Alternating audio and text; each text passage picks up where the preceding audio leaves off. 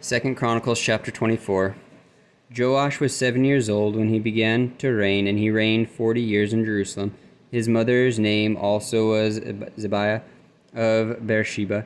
And Joash did that which was right in the sight of the Lord all the days of Jehoiada the priest. And Jehoiada took for him 2 wives, and he begat sons and daughters.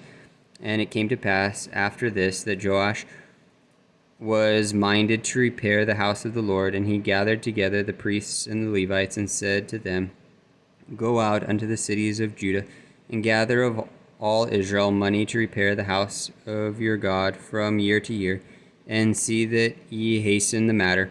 Howbeit the Levites hastened it not.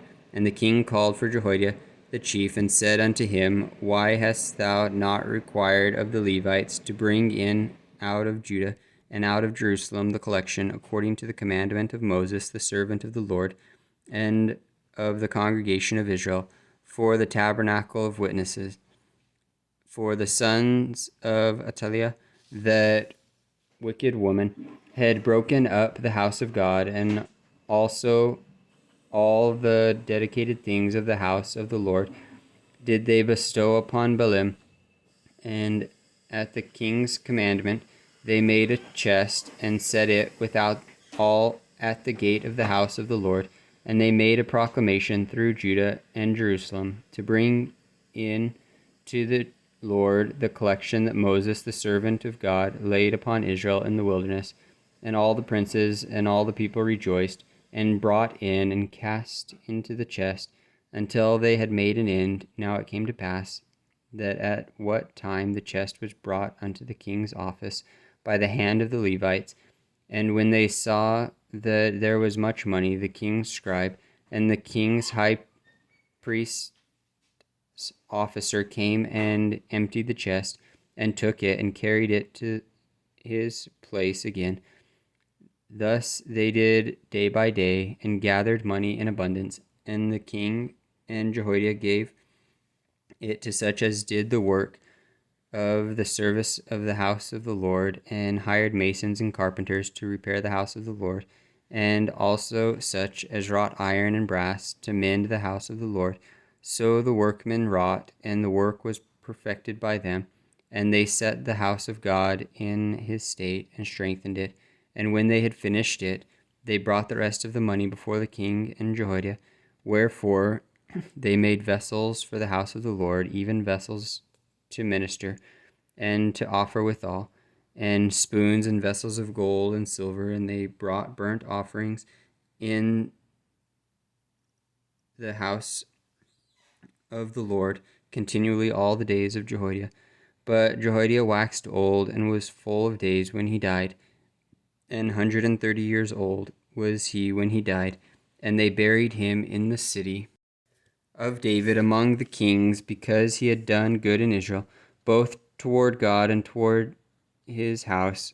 Now after the death of Jehoiada came the princes of Judah, and made obeisance to the king. Then the king hearkened unto them, and they left the house of the Lord God of their fathers, and served groves and idols. And wrath came upon Judah and Jerusalem for this their trespass. Yet he sent prophets to them to bring them again unto the Lord, and they testified against them that they would not give ear. And the Spirit of God came upon Zechariah the son of Jehoiada the priest, which stood above the people, and said unto them, Thus saith God, Why transgress ye the commandments of the Lord, that ye cannot prosper?